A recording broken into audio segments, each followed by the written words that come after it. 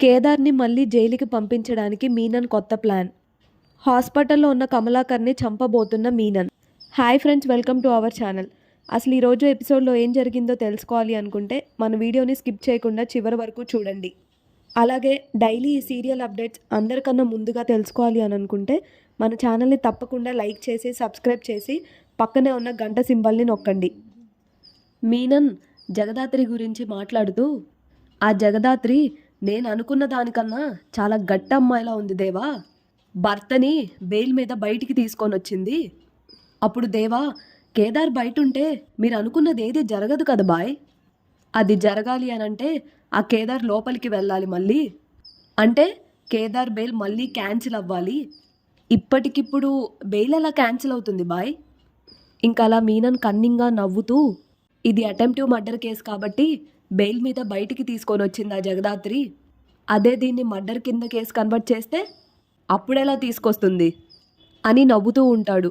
అప్పుడు మీనన్ పక్కనే ఉన్న దేవా, అంటే బాయ్ ఇప్పుడు మనం ఆ కమలాకర్ని చంపబోతున్నామా అని అడుగుతాడు. ఇంకప్పుడు మీనన్ అవును అని అంటాడు.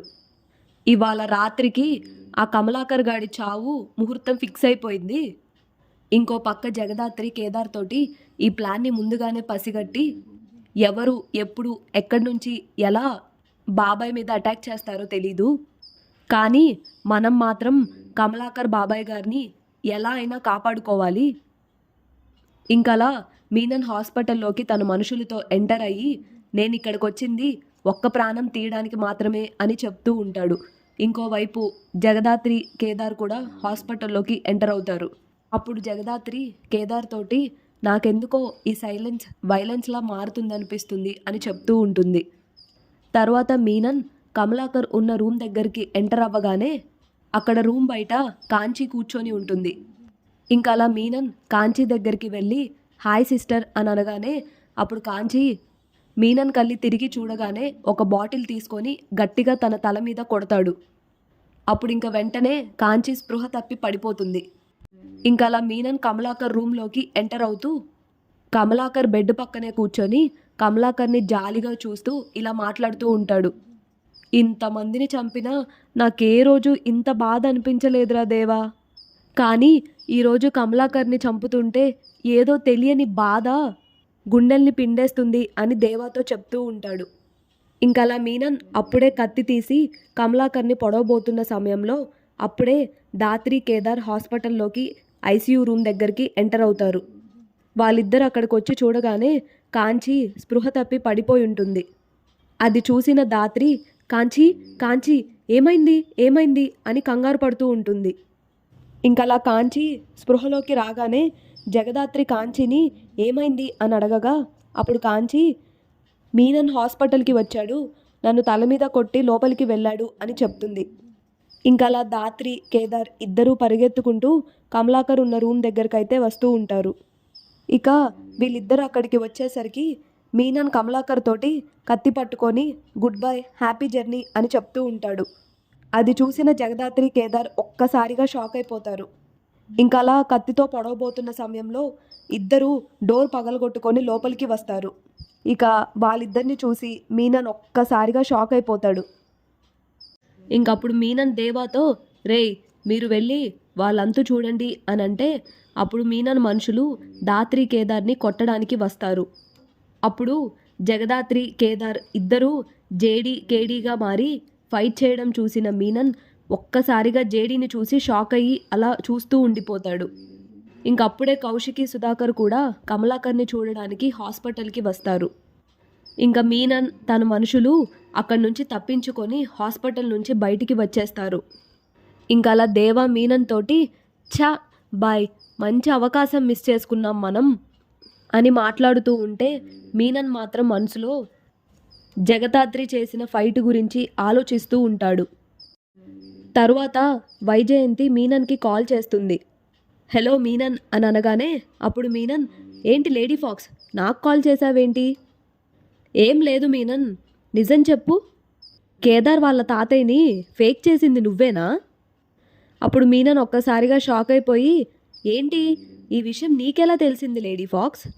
అప్పుడు వైజయంతి, అంటే నువ్వేనా నా మరిదిని చంపించబోయింది? ఇది తప్పు కదూ, నాకొక్క మాటైనా చెప్పాలి కదూ. అప్పుడు మీనన్, కూల్ లేడీ ఫాక్స్, పేకాటే తమ్ముడే అని ఒక సామెత ఉంటుంది కదా, అలా బిజినెస్సే, చుట్టాలే. నీ బిజినెస్ సజావుగా సాగాలి అనంటే జగదాత్రి కేదార్ ఇంట్లో ఉండకూడదు. అలా వాళ్ళిద్దరు ఇంట్లో ఉండకూడదు అనంటే కేదార్ని కౌశికి అసహ్యించుకోవాలి. అలా జరగాలి అనంటే ఖచ్చితంగా కేదార్పై మర్డర్ ప్లాన్ వేయాలి. అది జరగాలంటే నీ మరిది బలవ్వక తప్పలేదు ఇంకా.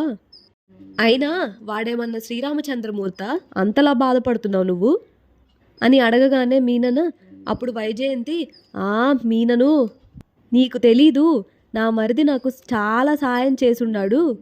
ఒకప్పుడు సుహాస్నిని భయపెట్టి బెదిరించి నిండు గర్భిణీగా ఉన్నప్పుడు బయటికి గెంటేసేలా చేసున్నాము. నా అబ్బోడు వచ్చుండేలోపు వాడిని లేకుండా చేశాము. ఆ తరువాత సుహాస్నిని చంపింది నేను కమలాకర్ కలిసే కదా.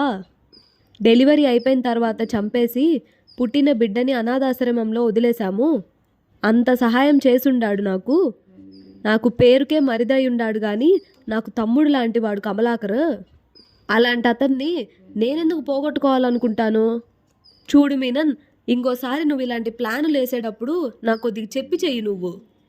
ఇంకా అలా ఫోన్ కట్ చేసి వెనక్కి తిరిగి చూడగానే అక్కడ కౌశికి, సుధాకర్ ఉంటారు. వాళ్ళిద్దరిని చూసి ఒక్కసారిగా వైజయంతి షాక్ అయిపోతుంది. ఇదేంది, వీళ్ళు మొత్తం వినేసినారా అని మనసులో అనుకుంటూ ఉంటుంది. ఛీ పాపాత్మురాల, నువ్వు చేసిన ఎన్నో పాపాలని నేను గుండెల్లో దాచుకున్నాను, కానీ నా సుహాస్నినే చంపేశావు నువ్వు.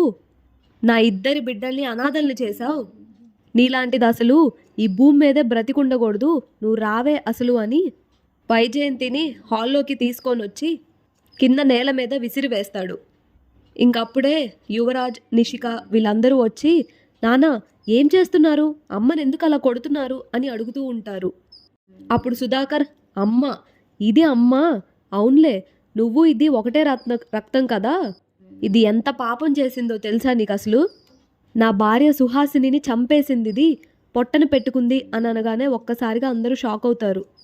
అప్పుడు నిషిక, అయినా మమ్మీ ఎందుకు అలా చేస్తుంది డాడీ అనంటే, అప్పుడు సుధాకర్, ఎవరో చెప్తే నేను నమ్మేవాణ్ణి కాదు, దాని నోటితో అదే చెప్పింది అని వైజయంతికలు చూసి, చెప్పవే, ఎవరితో మాట్లాడుతున్నావు నువ్వు ఫోన్లో?